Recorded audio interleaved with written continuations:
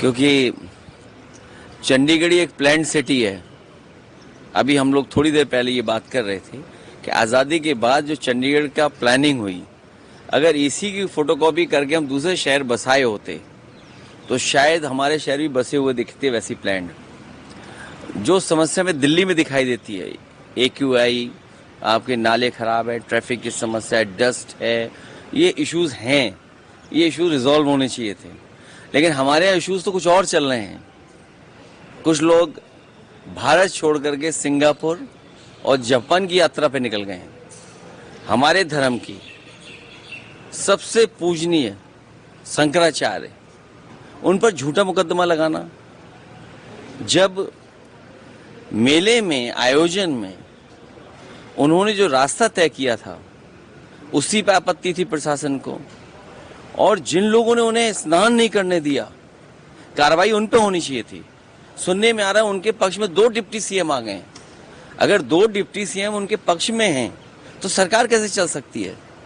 तो लगता तो ये कि कहीं दोनों मिली जुली तो नहीं है, कि डिवाइड एंड रूल की पॉलिसी रहे, लोगों को उलझा के रखें और शंकराचार्य जी को भी फंसा के रखें।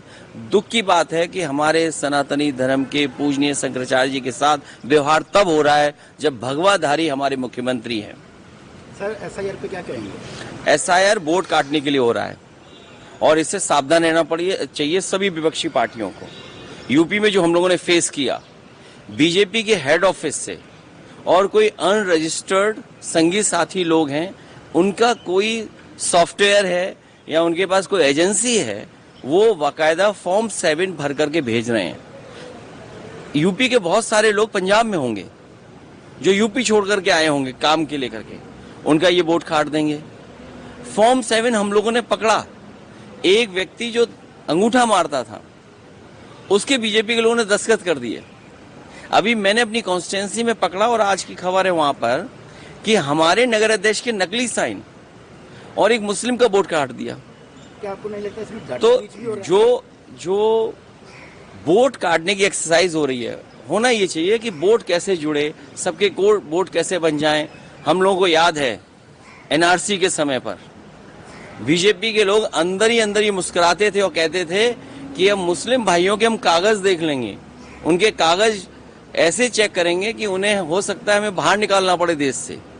और सच्चाई तो ये है कि यूपी में 4 करोड़ लोगों को कागज ढूंढने पड़ रहे हैं और उसमें हिंदू हैं सब। बहुत से लोग हैं पंजाब के बस गए यूपी में जाके। आप देखिए हमारे यहाँ 37 विधानसभाएं हैं जहां सिख समाज की पॉपुलेशन है।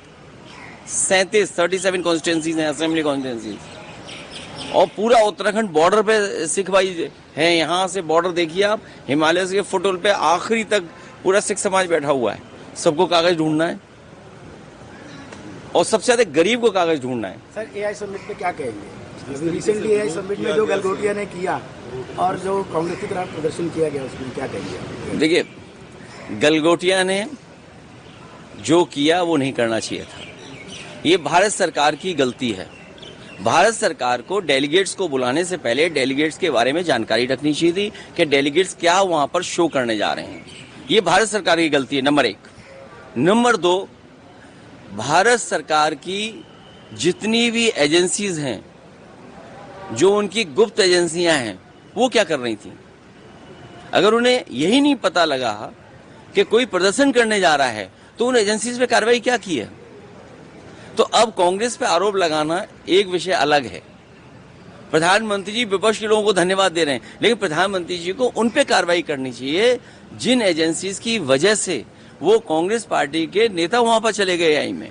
और जब कितने देशों के वहां डेलीगेट्स थे, जो सिक्योरिटी ब्रीच हुआ है उसकी जिम्मेदारी किसकी है? प्री स्क्रीनिंग नहीं हुई पहले। नहीं, सिक्योरिटी ब्रीच किसकी जिम्मेदारी है? अगर सिक्योरिटी में लैप्स हुआ तो वो जिम्मेदारी किसकी है? जहां इतने देशों के डेलीगेट्स थे उसकी जिम्मेदारी किसकी है? वो जिम्मेदारी से भाग रहे हैं और कांग्रेस पे आरोप लगा रहे हैं।